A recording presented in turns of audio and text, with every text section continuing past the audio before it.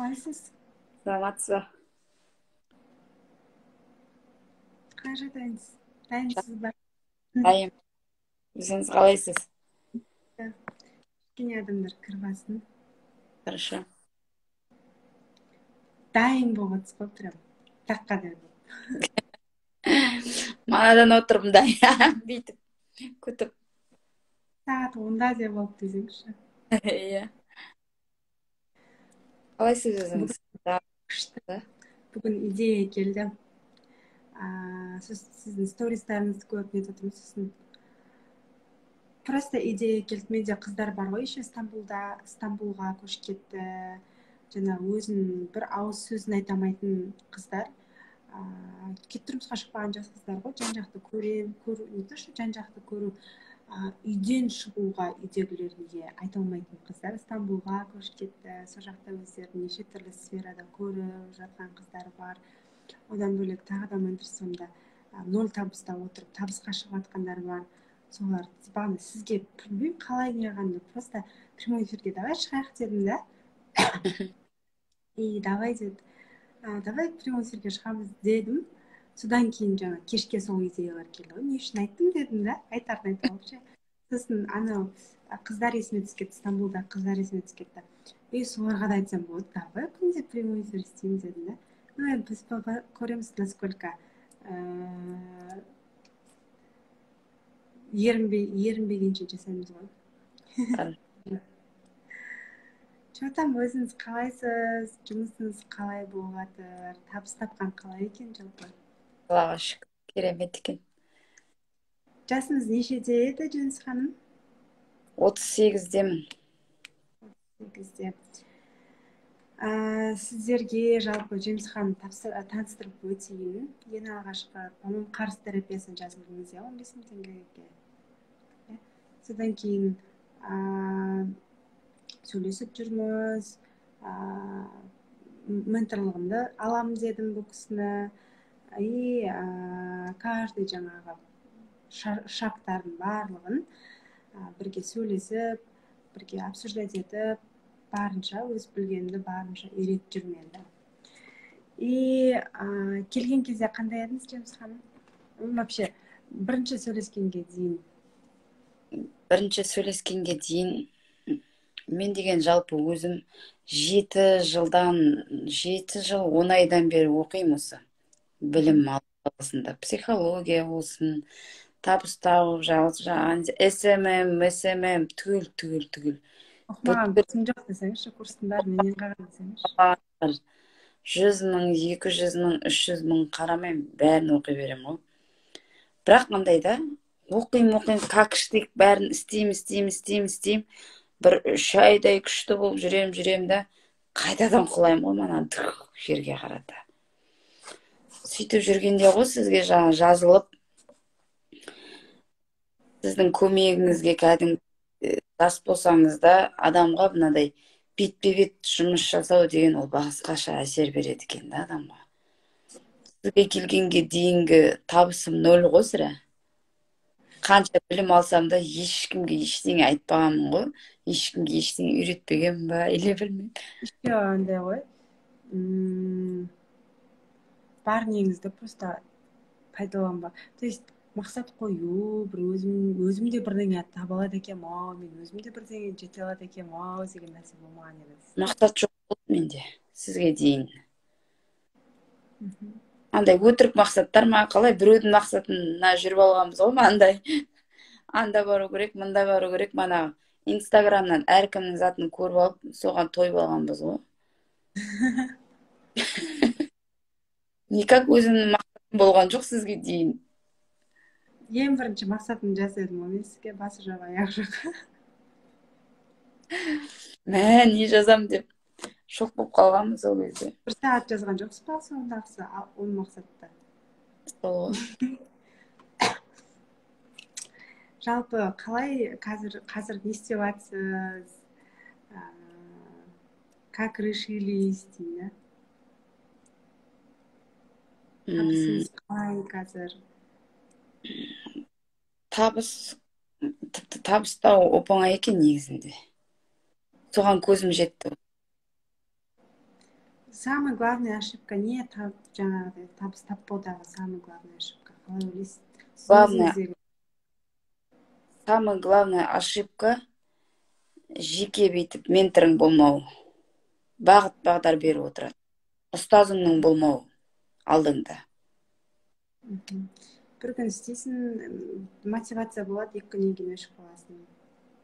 Иә. Менторың болмаса, адамың болмаса.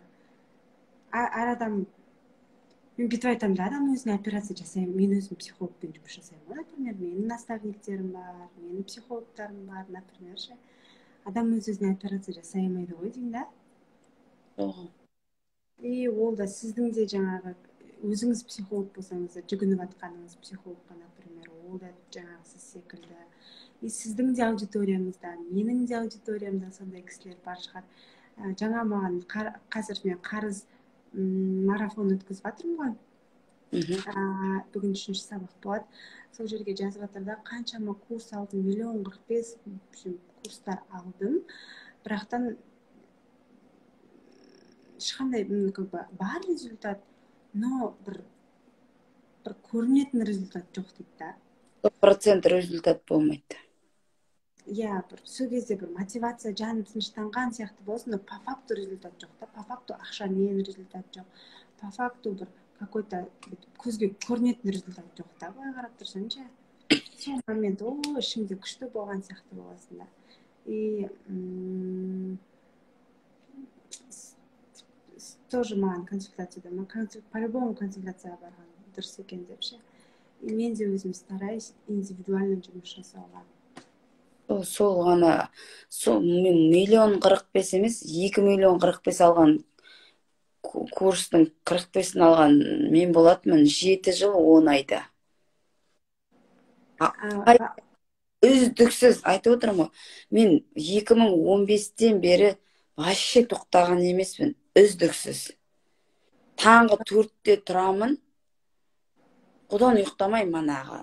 Курстың бәрін қараймын, жаттаймын, жазамын, түгел.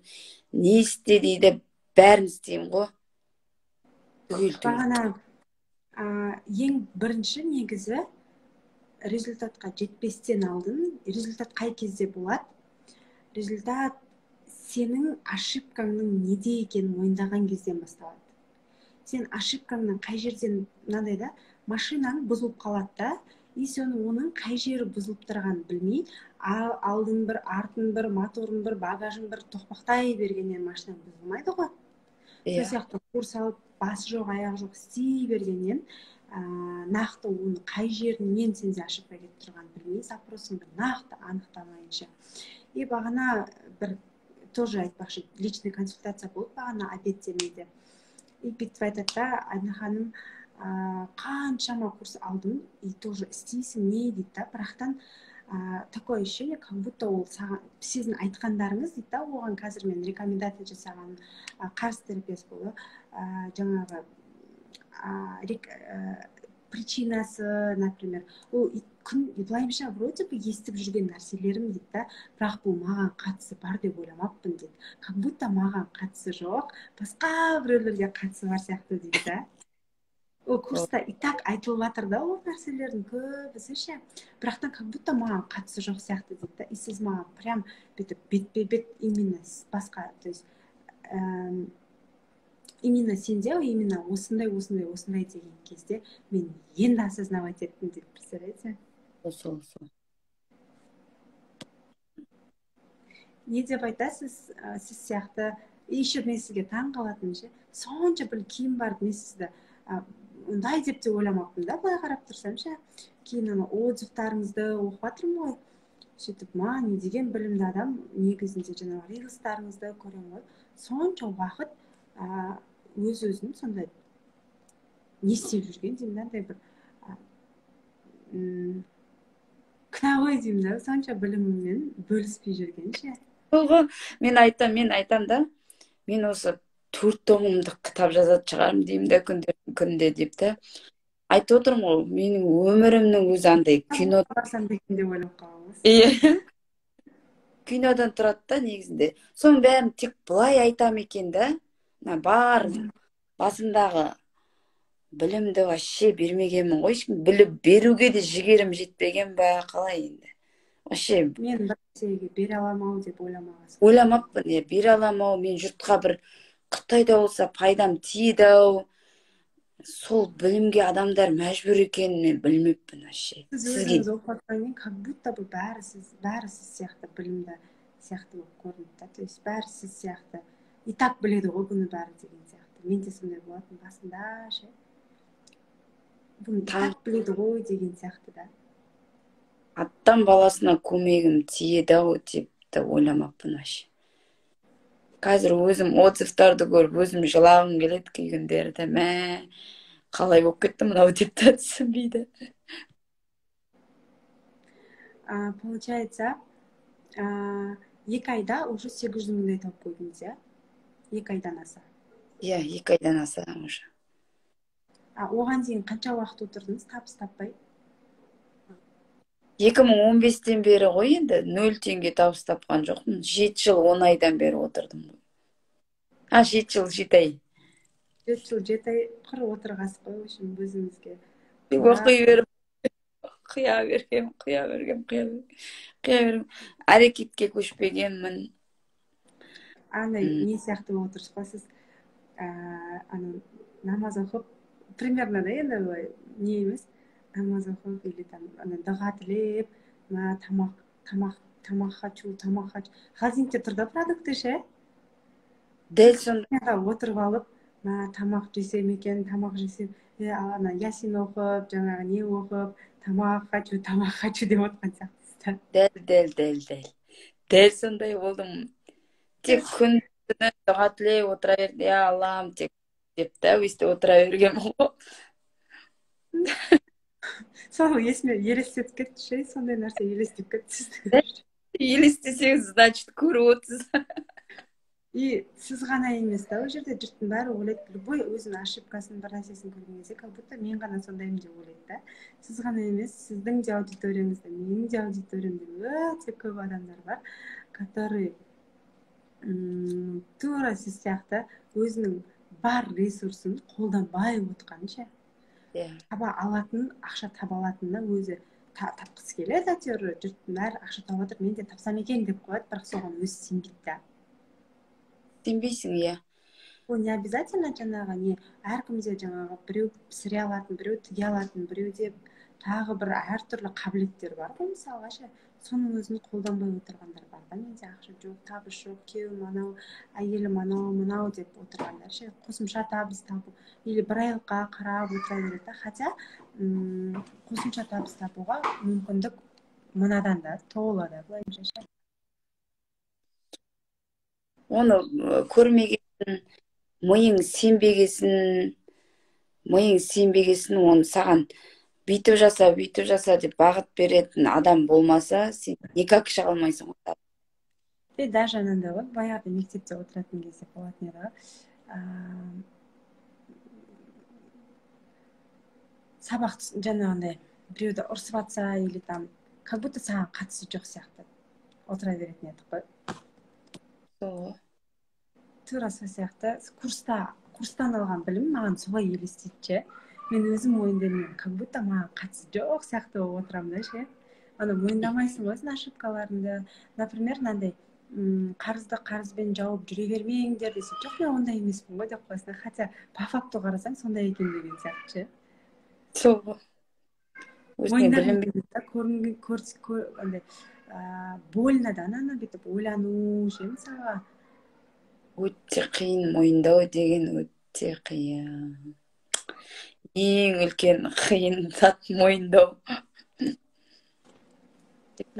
И мойындамаса ол результат болмайды да. А мойындау, ол курста алған информациялармен мойындау өте қиын да. Сол үшін индивидуально жұмыс жасасаң, бұл бағытқа кете алмайсың да ана жерде ше. Бір неде көп аудитория болса, анаған жабасын, мынаған жабасын отыра бересің ғой. Бір кабинетте бір өзің отырсаң, саған ғана ұрсып отыр, сен уже кете алмайсың ғой. Қаша барып ана сөз бүйтіп бәріне жайылып тимейді да. Бір өзіңе барып дейді, даже андай ғой, келіндер особенно ше. біреуден ұрыс еститін болсам, бір өзің тұрсаң жаман тиеді ғой, ше, жестко тиеді ғой. Қасында бір үш төрт абысынмен тұратын болсаң, как будто анаған айтып жатқан сияқты тұра бересің ғой. И курстағы алған білімдерде да сенде мынандай болса былай жаса, былай болса былай жаса деп айтылады ғой негізі, ше. Бірақ жоқ, негізінде айтады, не істеп отыра бересің ба. Ең оңай мойындамай, әйтеуір мойындамаған, оказывается. бірінші причинасы мойындамау, екінші причинасы, мен Балжан күліп жіберіпті ғой, ана көмекшім бар ғой меніңше, бір өзі еді ғой, ұрыссам соған ғана ұрысатын едім да, жаман тиетін ете қойды. Сосын тағы бір қыз алдым ғой, сөйтіп екеуіне ұрысам да, сөйтсем Балжан бүйтіп қойды, екеуміз Айсұлу екеумізге ұрысқан жақсы екен, как будто маған айтып жатпаған сияқты отыра береді. Хотя соған айтып жатасың да.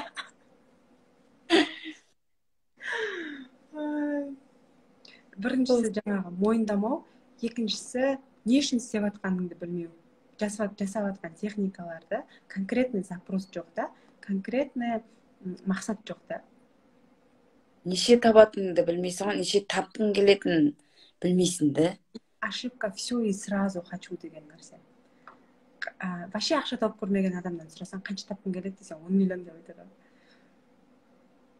500 мың теңге тауып көрген адам 2 миллион, 3 миллион деп айтады. Миллион тауып жүрген адам 2 миллион деп айтады.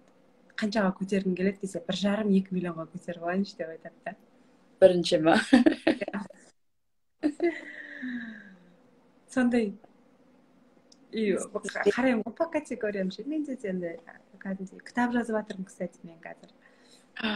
Машалла, қуаныштымын. Бізде мысалға қарыздан құтылу туралы кітап жазып жатырмын. И оның ішінде, конечно, өзімнің сайттарым болады, басқалар болады. Қарыздан құтылу туралы қазаққа өте керек екен кітап. Мысалға Саймара Давлатовтың «Тал летает на глазах» деген кітабы, бұл жерде более психологический емес, более анандай ғой, более сознательно жазылған ғой ол жерде ше. Сәл-сәл. Әлі сол сіздің ең бірінші маған сол кітапты тауып алып оқыңызшы дегеніңіз да, ұсынғаныңыз.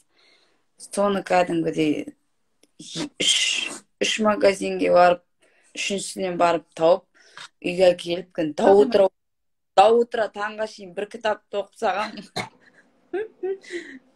Обычно бір кітапты бір жылда да оқымайсың ба? Оқып та көрмеген шығармын соны, тіпті бұрында. Түртіп ән жерден оқисың, бірақ біреу кіреді, біреу кірмейді.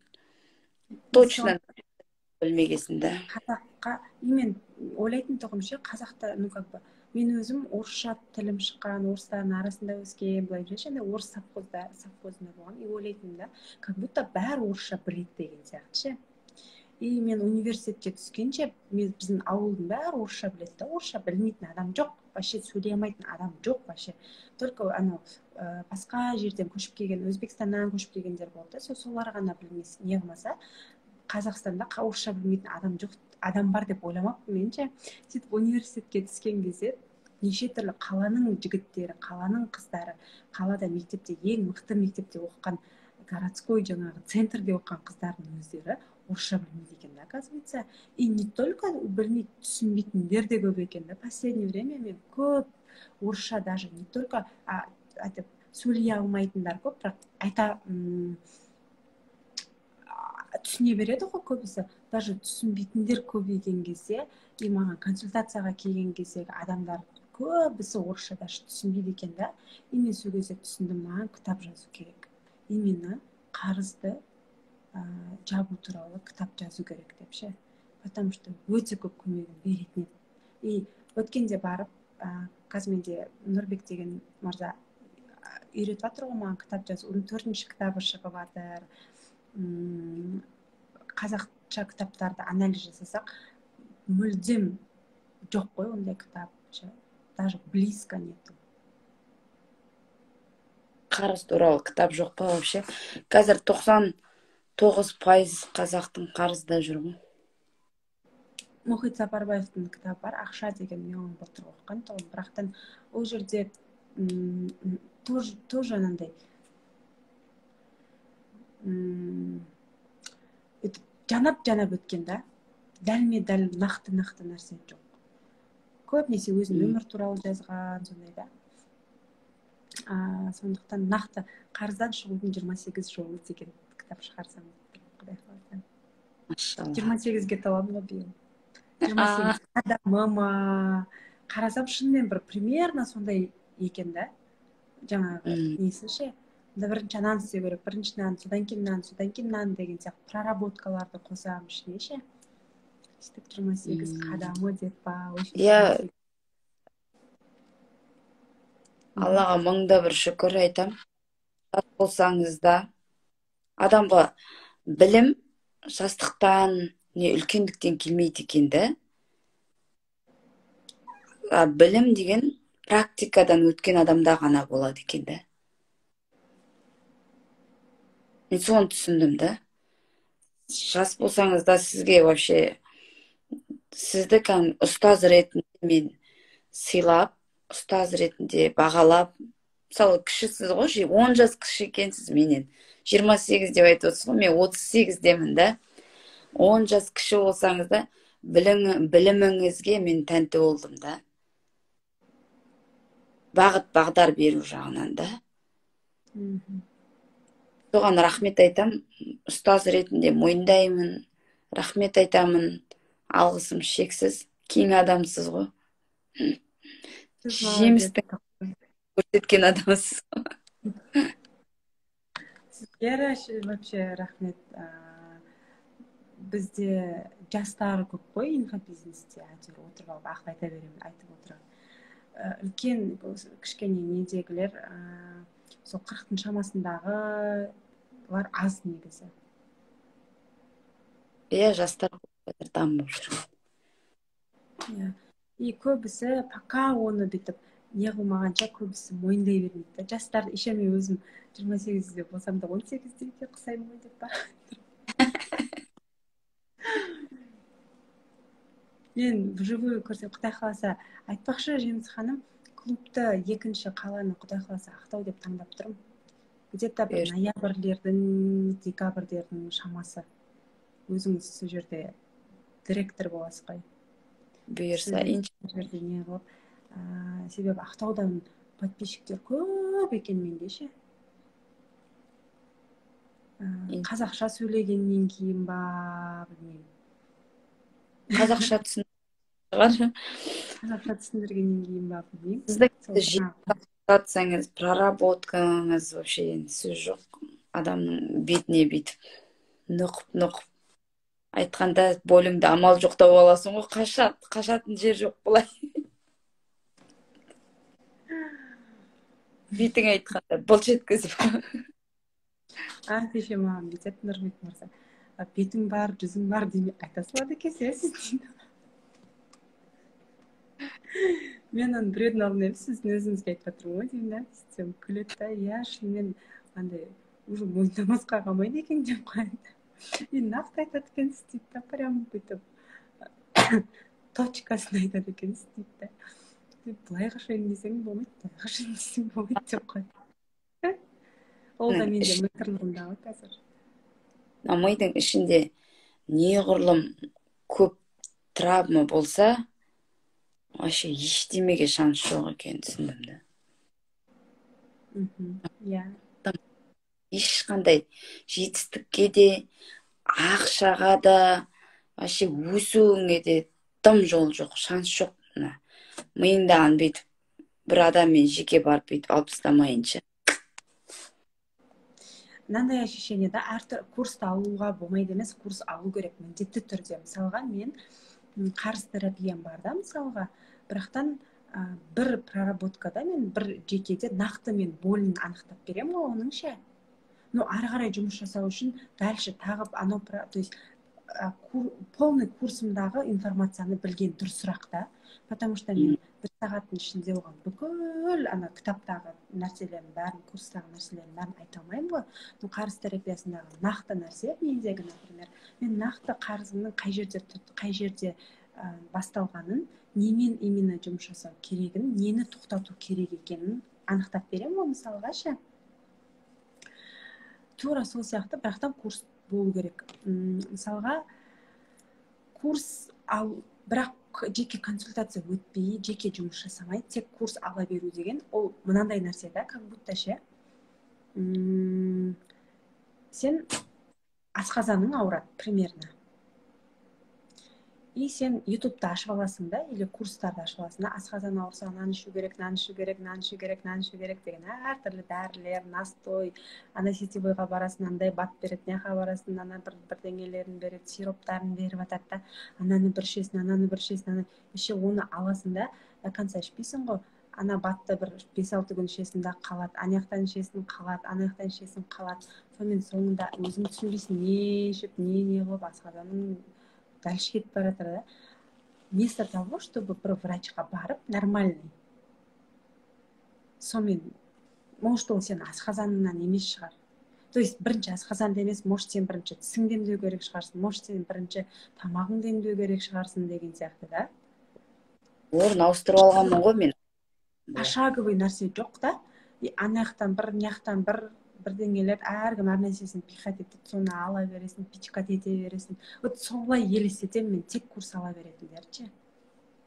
Вот орын ауыстырып алғанмын ғой. Бірінші манағы адам терапияға қатысып, бірінші нақты боліңді тауып алып, соны емдеп, соны прорабатывать етіп, мысалы миыңды ашып жұмыс жасағаннан кейін нені алу керек екен да курсты, сонда саған білім пайдалырақ болады да. И нақты сен білесің, нені емдеу керек екенін ше. Қай жерден бастау керек екенін. Қазір күлкім келеді ғой ма депті. Ладно, все к лучшему, зато осы уақыт бұйырған екен, барлығының қалауымен, қаншама адамдарға сіз қаншама көмегіңізді беріп жатырсыз да. Күшті ғой. Сонша нәрсені сіз білмегенсіз да. Бірінші ананы істеп алайын, сосын мынаны істеп алайын, сосын деген нәрсе болмайды. Айфон аға сойды, мен последнее время соны байқадым. Бірінші сосын бізден андай ғой, бастаса инстаграм десем, ой, бірінші айфон алуым керек деп жүре береді да. Просто не бар, бастап кете беру керек да. Простой телефонмен болса да ше. И одан кейін дальше болады өзі. Опытпен келеді енді, опытпен. Басқа шанс жоқ. Сосын бірінші бесплатный разбор жаса дедің ғой сізге. Сонысы өтті. Сол ұнады маған. Көбісі все и сразу хотят да. Көп адам все и... Мен просто сіздерге жаңағы Жеміс ханымның примерінде көрсетіп берейін да, жалпы қалай екен. Пошагово асықпай болу керек та барлығы ше. Все и сразу. Не үшін адамдар шаршап қала береді, до конца апармайды да. Потому что сразу миллиондар таба салғысы келеді да. Мысалға, сіз бір өзіңіз жасасаңыз, ол бесплатный разбор дегеніміз жасамайтын едіңіз. Сразу 10 000 теңгеге разбор деп қойып қоятын едіңіз да. Примерно ше. Сөйтіне ол ақшаға бір-екі адам бір аптасына, бір айда бір жазылады, не оны қатырмайсыз, не алмайсыз, 10 000 теңге өзіңізге қимайсыз, оны шынымен көмектесе аламын ба деп өзіңізге андай болып отырады да, андай точно стоит па, мен білімім бергенім не стоит па деген сияқты ше. Бесплатно қанша жаса дедім мен сізге? 20 адам. 20 адам бесплатно разбор жаса дедім, я? 20 адамда сіз уже біріншіден өзіңізге сенімділік пайда болады. Сіз өзіңіздің біліміңізді тексересіз, білімім бар ма, жоқ па, сіз білмедіңіз да оған дейінше. Например, да, то есть біліміңізді тексересіз. Оказывается, мен біледі екенмін, мен кәдімгідей ақыл айта алады екенмін, мен кәдімгідей жұрттарды, то есть результат шығарып бере алады екенмін адамдардан деген сенімділік береді да ол ше. Кейін барып қана уже келесіде ақшаны уже спокойно мен қабылдай, то есть ақшаға сіз уверенно, тез спокойно келеді да, мысалы ол ақша ше. То есть консультацияға ақшаны спокойно ала аласыз да. Мықты маман Жеміс апа супер ғой дейді. Жеміс апа супер ғой. Өз білмеген ғой, өзі супер екен. өзі білмеген. Сосын содан кейін сіз андай нақтандай қойдыңыз ғой. 20 адам ма? 50 адам ба? 5.000 теңге. 50 адамға дейін, 50 адам 5.000 теңгеден істе дедім, иә. Иә. 50 адамнан кейін көтер дедім. Нақты 48 болып тұр. Сосын сізге хабарластым ғой. Менде 48 болып тұр. Не істейін? Жоқ, 2 адам тағы табыңыз дедіңіз ғой. 50-ге толтыру керек. Сол кезде таң қалып қалдым ғой. Қандай мықты практика депті вообще. Өзің қалады ғой. Деп. Сол. Апа тек ақшаны ойламайды, ол кісіге клиенттің жағдайы маңызды дейді. Сізді айтып жатыр. Иә, дұрыс қой. Сіз үшін қуаныштымын. Не айтасыз жалпы сіз сияқты басын тауға да ұрып, тасқа да ұрып, 1,45 курс алып, 1,45 нәрсені бастап, не там, не тут болып жүргендерге. Өзіне сенбей, өзін ақша табам деп қояды, бірақ өзі ақша таба алатынына сенбей жүргендерге не айтасыз? Алла тағала әр жанның бойына бүкіл қасиетті беріп қойғанда, адамға дарытқанда қасиеттің бәрін. Толып отыр біздің бойымызда қасиетті. Сол қасиеттерді ашу үшін ең бірінші жеке жұмыс жасап, миымыздағы травмаларды шығарып тастап, содан кейін алға жүрсе, уже сенімділік пайда болады, жүрек тынышталады. Жүрек тынышталғаннан кейін ең бастысы, одан кейін уже поток ашылады. Поток ашылғаннан кейін ақша өзімен өзі келе береді екен да. Тек бүйтіп құттай. Өзімен өзі келе береді дегенді абайлап айтады. Потому что өзімен өзі келе береді дегенді естіп алады да біздікілер ше. Медитация жасай береді, проработка жасай береді. Жаңағы сіз қысап отырып алып ше. Так, Ясин сүресін оқиын, тамақ өзімен өзі келетін шығар деп ше. Сол. Ата-анамды кешіре берейін, ақша өзімен келе беретін шығар деп ше. 50/50. 50% прорабатываешься, 50% работаешь. Кәдімгідей әрекет жасайсың, кәдімгідей не жасай аласың, например. Басқаша түсіп алып жүрер дейсіз ғой, иә. Иә, бізде сол ғой, шашал десе басылады ғой. Еще тем более қазақ өзіміз жалғаумыз ғой, еще. Сәл сондай аңдып отырамыз, ештеңке істемей ақша түсе берсе екен деген нәрсені аңдып, пирамидадан пирамидаға жүгіріп, әйтеуір ана басынан мына басына пирамиданы жүгіріп жүреміз. Олай ақша келмейді ғой, конечно. Тектен текке ақша келмейді. Еңбек. Бұрын ғана айтындай еңбек жасайтын нәрсе жоқ қой. Қазір тек продажа, клиентпен сөйлесу, продажа, сол ғой. И сен качественный услуга предлагать ету керексің, да, получается. Сол ғой. Менде тоже бір бухгалтер әйел болды. Ақшам жоқ, реклама жіберейін десем ақшам жоқ дейді да, мысалға ше. Жаңағыдай ИП не декретке шығару, отчет жабу деген нәрселер жасайды екен да. И енді неге осыны жасамайсың? Сондай қабілетің бар деймін да. Неғып үйде отырмын, ақша жоқ, вообще қарыздан қарызбен жауып кеттім дейді да. Сөйтіп Каспийдегі нені займмен жабам, займымды Каспиймен жабам, сөйтіп кеттім дейді да. Хорошо, енді не істей аласың десем, осындай дейді. Мен істемейсің ба енді десем, реклама беру керек, оған ақша жоқ дейді. Сөйтіп мен айттым, 6-7 сурет қой да Инстаграмға, бүкіл туған туысқандарға, чаттарға бәріне таратып шық. Сол саған рекламаның ақшасын шығарып береді деймін да. Сол. Бізде проработка жасап отыра береді да, ақша өзі келетіндей ше. Ол 1 рет повезло болады, 2 рет повезло болады, 3 рет повезло болмайды уже ше. Келіп қалады, мынаяқтан келіп қалады, мынаяқтан.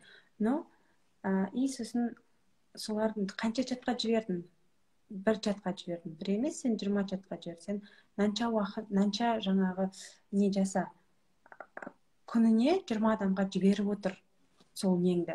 Сен неважно, ол сен контактын тани ма, танымай ма, не ма, просто жіберіп отыр. Иә, мақұл. Сөйтіп жүріп рекламаға ақша тауып бастады, таргетке ше, таргетингке.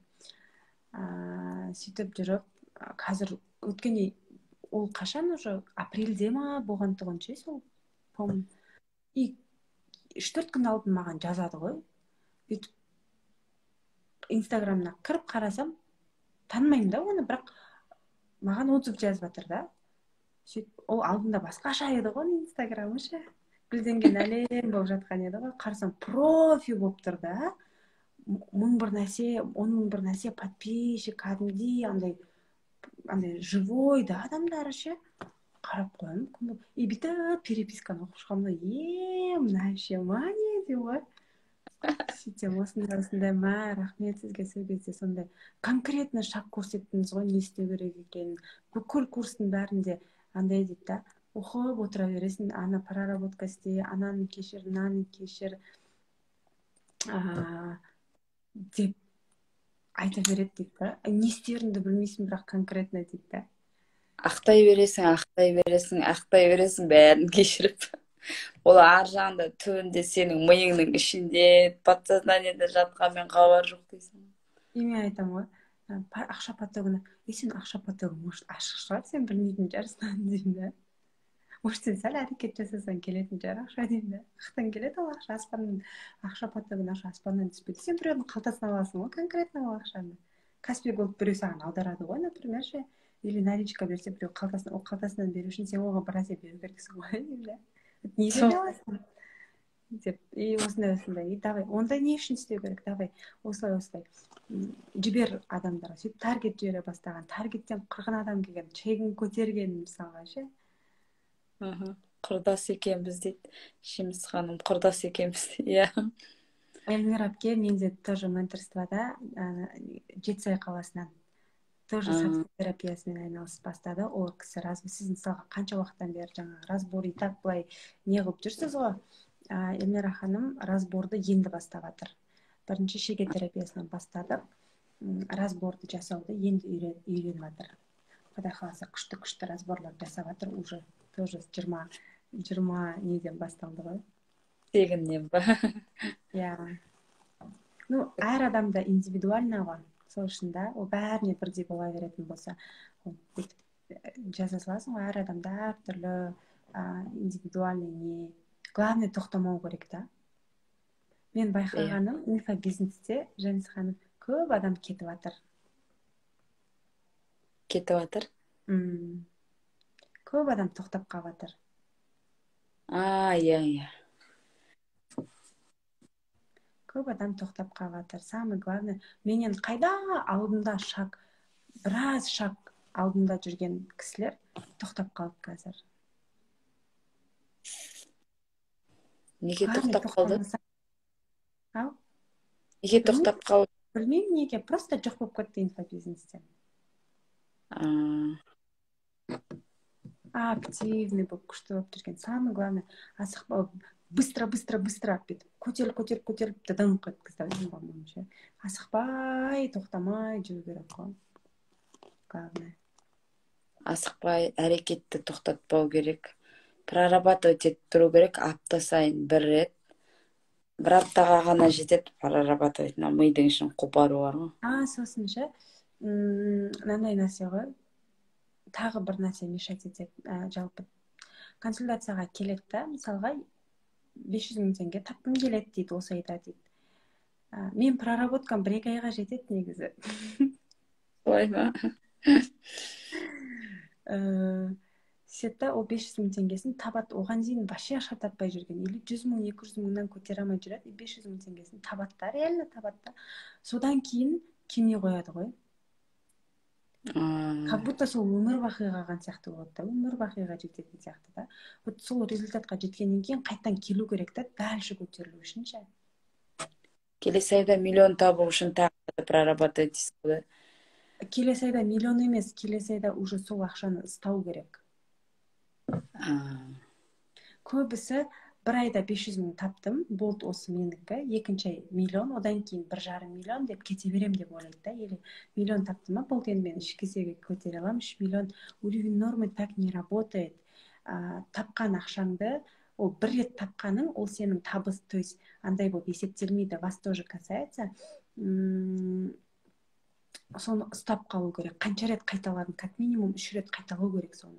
Например, сізде 800 мың теңге болып тұр ма? Қазір 800 мыңды 3 рет қайталау керек. Сол кезде ол сізге әдетке айналады. Одан қайтпайсыз уже ше. То есть точка без возврата закрепляться етіледі. Бір рет табу, ол повезло, ол ондай көп. Мысалға менде 12 миллион тапқан кезім болды да, например, 6 миллион, 12 миллион, бір реттен да, например, ше. Ал егер мен соны қайталамадығам да, получается, 2 рет, 3 рет, 5 рет, 6 рет, ол үлкен крупный суммаларды, например, 500 мың, миллионға дейін, ол 3 айда закрепляться етіледі да, 2 рет, 3 рет қайталағаннан кейін. Но миллионнан аса, уже 5 миллион, 12 миллион, 10 миллион дегендерді 6 ай қайталау керек. Сол вот жетістік, сол кезде сенің табысың таза сол болып есептеледі да, уже қайтпайсың одан.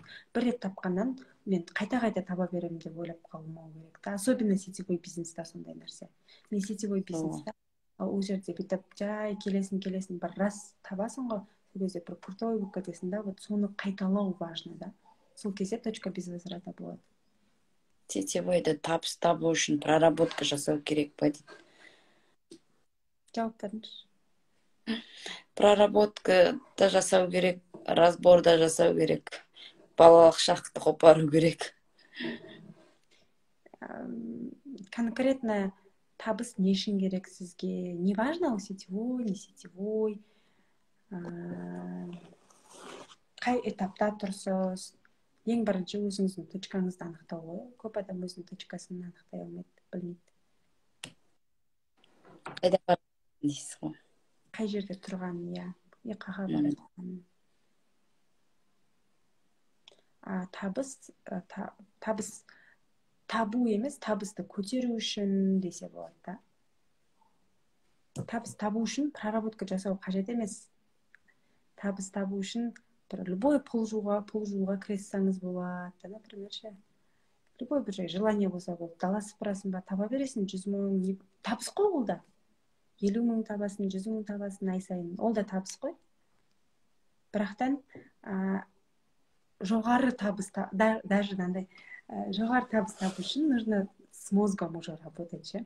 Даже нандай қызық бар ғой, Жеңіс ханым, гаилер келген ғой маған, ше. И бір гаи кісі келеді да, ана қаңтар оқиғасы болып, сондай болып кетті ғой.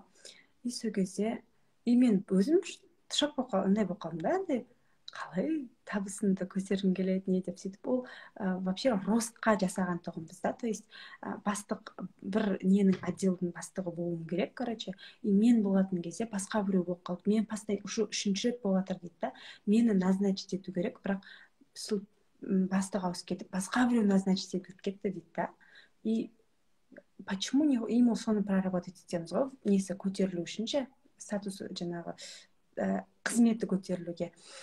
Сөйтіп ол маған бір айдан кейін ба жазады ғой, короче дейді, по идее дейді, анау левый істейді ғой олар ше, мен оны левый істегенге деп істеген жоқпын негізі ше, бірақ бүйтіп басқалар дейді, только мелочь, ремень, сондай нәрселерге ғана ұстайды дейді да, маған только крупный нелер ұсталынатын болды деп күледі, ама прикинь. Только не дейді да, андай только мықты күніне 100-200 мың тауып жүрмін дейді ғой, представляете? Ішіп алғандар, жолға дейді, встреча ішіп кеткендер, двойной полоса, только сондайларды ұстайтын болдым деп сөйтеді ғой, прикинь. Сөйтіп өзімде что-то біртүрлі болып қалдым да, андай бір шетінен күлесің да, бір шетінен ойлап, дұрыс па, дұрыс емес па, по идее оған бір жасаған жоқпыз ғой біз, бірақ поток ашылды да, по-любому ашылады да. Сол кезде помню, ер кісілер көбісі андай ғой, ішінде сақтап жүре береді ғой, ішіп қана шығара алады да олар ше. И одан кейін сол кісі ішпейтін болды, представляете? ішіп қана шығарып сөйтіп жүрген еді да. И сол маған келгеннен кейін ішпейтін болып андай нормально проработка сондай нәрсені үйреніп алған ғой. Уже басқаша да, уже спортқа жазылып, спорттан шығарамын дейді да, уже ше. Потому что іштегі анау сіз айтпақшы балалық шақтағы травма, нақты анау жегідей жеп тұрған травманы таптық та біз конкретно аңырап тұрып жылаған ғой еще ол кісі. Ең бірінші манаға сол травманың түбіндегі ең бірінші саған ауыр тиген оқиғаны тауып алып, соны прорабатывать етпейінше, манағы сол сені былай соғып тұрады ғой, любой жерден соғып тұрады да. Мәссаған. Менің энергияны жеп тұрады сол нәрсе. жаңағы өйстіп жетіске жетпеуімнің бір несі бар ғой. Мана мамам не істеген ғой. Бір ұрғанда, бір бала күнінде, құттай күнінде, мектепте жүргенде, ма кішкентаймын әйтеуір. Тыңдамаған шығармыз, тентек болған шығармыз, ұрғам ғой. Содан мойным бүйтіп қисайып қалған бір жаққа. Жылап жатып қалған, может, содан да қисайып қалған, ол құдай білсін. В общем, мойным қисайып барады, таңертең сабаққа солай барам да, былай. Бәрі күледі да маған. Апай, бері қара жеміс, бері қара дұрыстап отыр деп та, мен енді айтайын десем айта алмаймын. Былай қарап отыра берем. Содан маған айқайлағанда мен былай отырып, ауыз былай қарағанмын ғой, бүткіл манағы мектеп бүткіл. Апай бәрі күліп, мана әлі есімде көзіме елестейді, күлгенде ішін ұстап та бестіп та. Содан позор болғанмын ғой енді. Мана позор болмас үшін мен мана бүткіл қателікке сол үшін жүре берген, ол позор болмас үшін да. Сол табылғанда ғана жаным жай тапты ғой. Тынышталдым ғой содан кейін. Манаған прорабатывать еткеннен кейін. Ана адамдардың алдында да сол үшін жүгіріп жүреді екенмін, мана позор болмас үшін үй жинаймын, біреу келіп қалса болып қалмайын деп та. Бәр жерде позорды айтып жүрем екен, және еще өзіммен да. Я сондай бар еді айтпақшы сізде. Мен уже ұмытып қалам ше көп нені андай. Позор болып қалмайын деген, я абысындарда особенно деп айтқан едім ғой ше. Бәрінің алдында сол үшін позор, оның оказывается мана Ақтауда еще. Ақтауда еще абысын деген больная тема ғой. Ең үлкен дейсің ғой. Бізде ене ғой больная тема. Сіздер жақтан Абысындарда особо, или мен абысыным жоқ болғаннан кейін ба. Мүмкін. Әйтеуір байқаймын да, Ақтаудан маған консультацияға жазылғандарда абысын деп атады. Ене деп атқан ешкім жоқ, бәрі абысын дейді. Шымкентскийлардың бәрі ене дейді. Мүмкін. Әртүрлі әр жақтың несі. Ой. Сол Джеймс ханым сағат 11-ден асып кетті. Мен қазір сабақ өтемін уже неде, лекін басқа закрытый парақшада Харзан бұл сабағын өтіп отырмын. Так, сізде курс жасап жатсыз, иә? Индивидуальный, иә, сізде, иә, қазір? Жеке. Кәдімгі аптасына 3 рет солай кездесіп прямо. Топпен ашу керек сізге енді. Бір ай осыны жасаңыз, бір айдан кейін айтам не істеу керек екен. Пока осылай қайта не ала беріңіз. Бір айдан кейін уже жайлап топтыққа көшесіз. Бұйырса. Так, Джеймс ханым, эфиріме келіп қонақ болғаныңыз үшін рахмет. Өзіңіздің результатыңызбен бөліскеніңіз үшін рахмет. Сіз сияқты өзін бағаламай отырған адамдар қаншама, өзіне өзі сенбей отырған адамдар қаншама. Сол кісілер сізден үлгі алсын, ол кісілер де өмірлерін өзгертсін, жеңіл өмір сүруді үйренсін.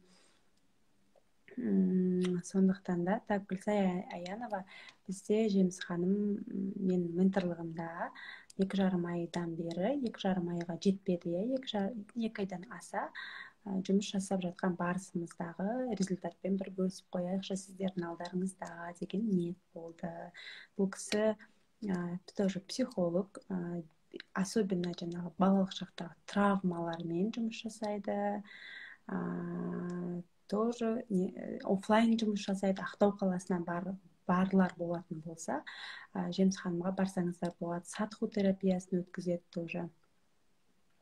Сол сізге жалпы рахмет, эфирға келіп бөліскеніңіз үшін рахмет. Сізге де рахмет. Жас болсаңыз да мен постоянно айтып жүрем. Жас екен демеймін, оны өзімнен жоғары бағалаймын, өзімнен үлкен көремін. Саламатсыз ба деп айтам. Жас екен демеймін, менің ұстазым ретінде сізді мойындаймын. Сіздің алдыңызда бас ием. Сізге де рахмет жол көрсеткеніңіз үшін.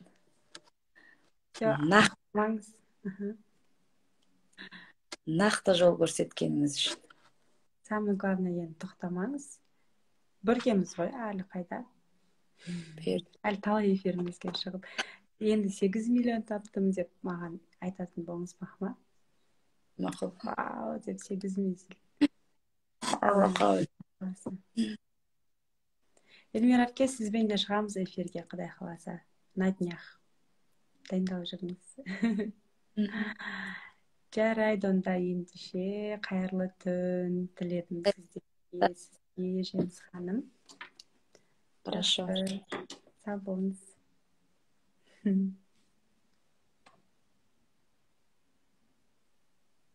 Так.